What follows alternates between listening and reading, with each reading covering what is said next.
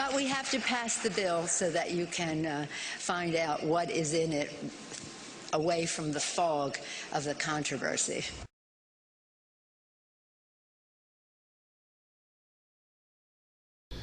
If you go to H.R. 3962, this is a bill that was written back in 2009, October 29, 2009.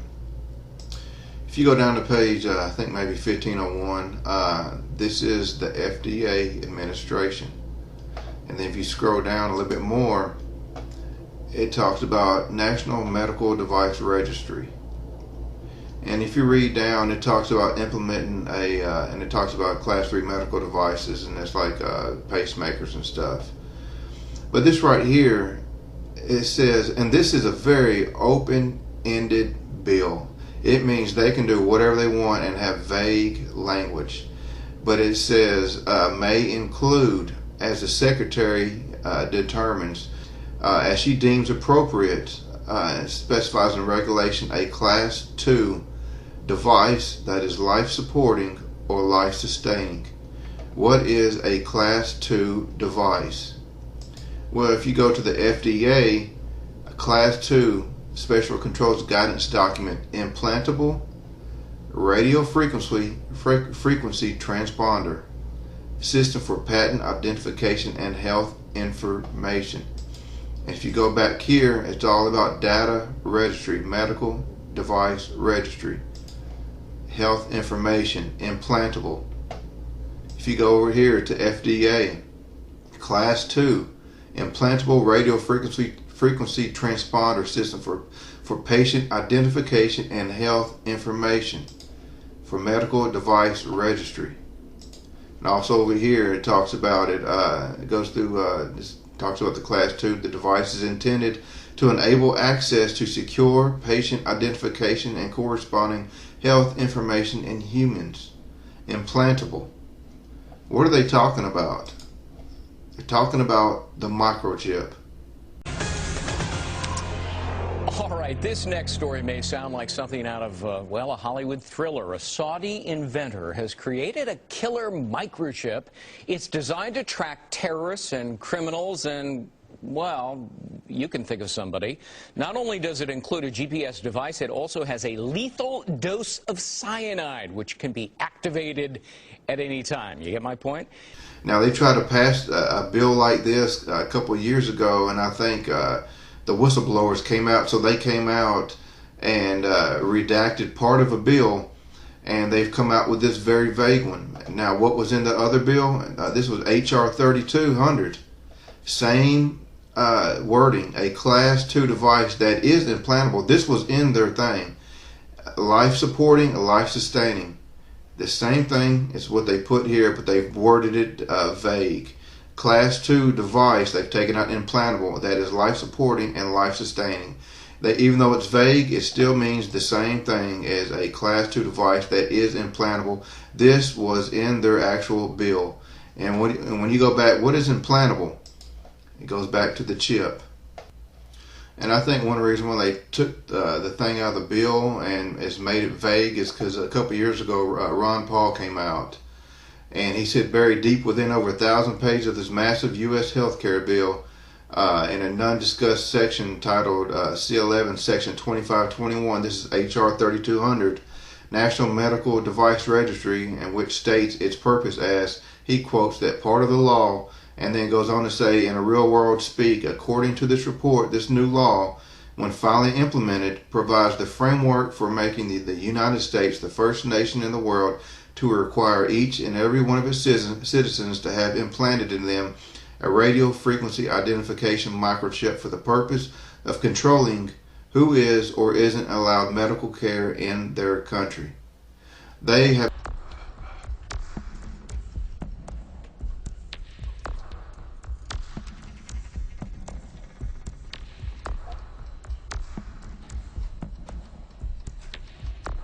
How does this work in the case of the robot rat? All you need, in fact, are 3 well-positioned electrodes.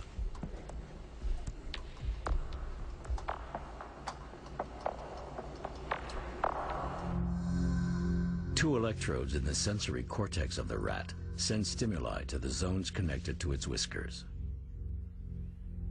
When the rat follows the signal sent to its left side and turns in that direction, it is rewarded with a discharge into its pleasure zone.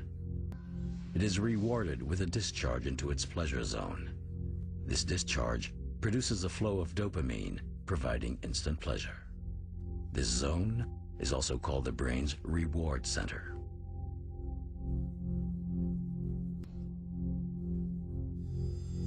We possess a reward center too. We possess a reward center too, just like the rat. In the process of creating a cyborg, this is square one. If we send a stimulus to the zone related to the hand, we create a sensation in that area. In the same way, via the motor cortex, we can provoke an involuntary movement. We can provoke an involuntary movement. In Boston, the first machine-brain interface trials have already been conducted on paraplegic patients. Thanks to an electrode chip called the brain gate, they can operate a computer remotely by thought. So it's no coincidence that these researches are partly funded by DARPA, the U.S.'s Defense Research Agency. Neuroscience will bring us the soldier of the future.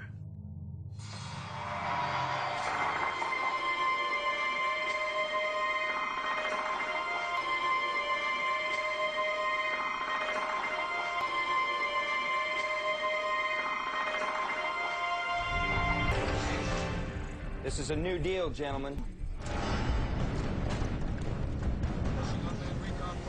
Enemy center of gravity is downtown. Should get a good view from here. A remote-controlled soldier? A soldier who in the midst of the battle can be sent crucial data and information downloaded into his brain? A soldier who can control his fears?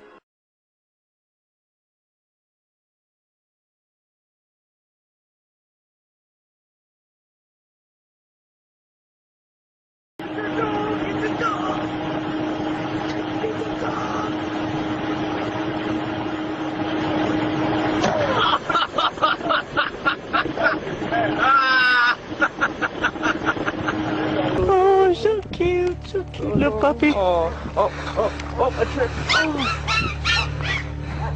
That's mean. That was mean, Matari. Do what I do.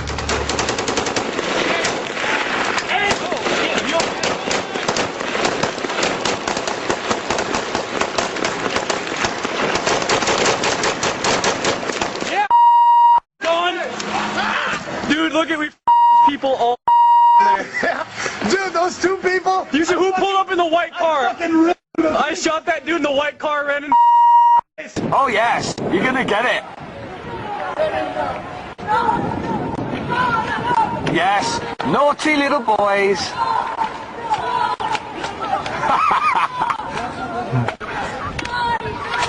Yes.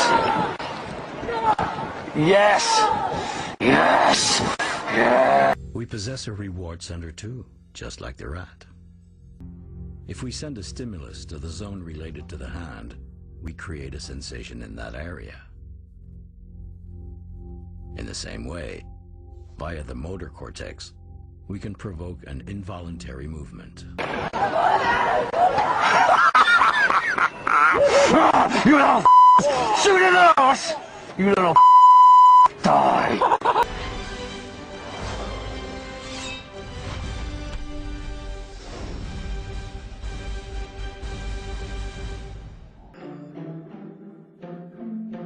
We are going to reach a level of control.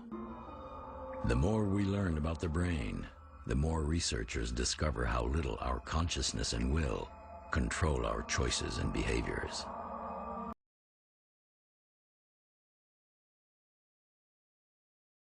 And each and every one of you watching this, every single one of you, is just as important as the people who were our founding fathers.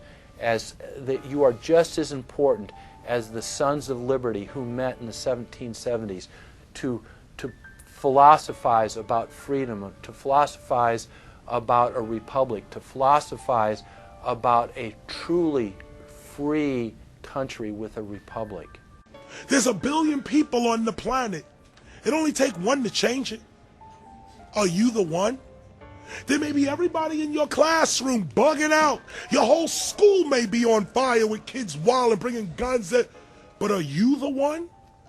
Nature has a way of abundance. Nature puts out a lot of stuff looking for the one.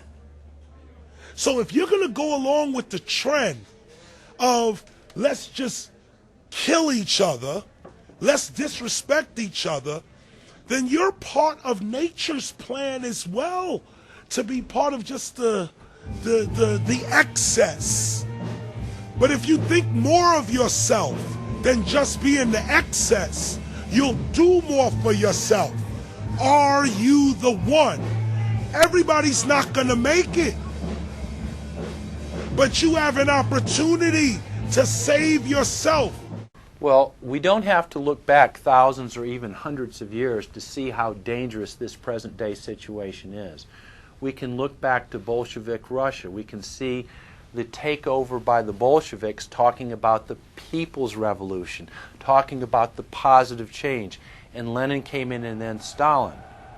The fact is that over 40 million Russians between 1925 and 1940, good Russian, people who were Christians, people who had their own businesses, people who were educated, they were exterminated because they had their own business, because they were educated, because they believed in God's law. We can look over at Germany. Germany was in a very, very terrible economic situation, and this very charismatic leader called Adolf Hitler comes in. He makes the roads good, and he promises a better life for the people. And within 10 years, you see a completely nationalized, centralized, dictatorial situation where millions and millions of people were exterminated. And then we can go to Maoist China. Mao came in, he promised change, he promised a better life, and within 5 years, 60 million Chinese were exterminated. They don't teach that. They don't teach that in the schools these days. And it wasn't that long ago. And I pray to God that this will not happen in the United States. And the way it won't happen is if you and your friends and all of us together take action to say no. This country is too precious. It's too wonderful. It's too good of a place to lay down as a victim. This is the center of endurance. And endurance is what wins wars.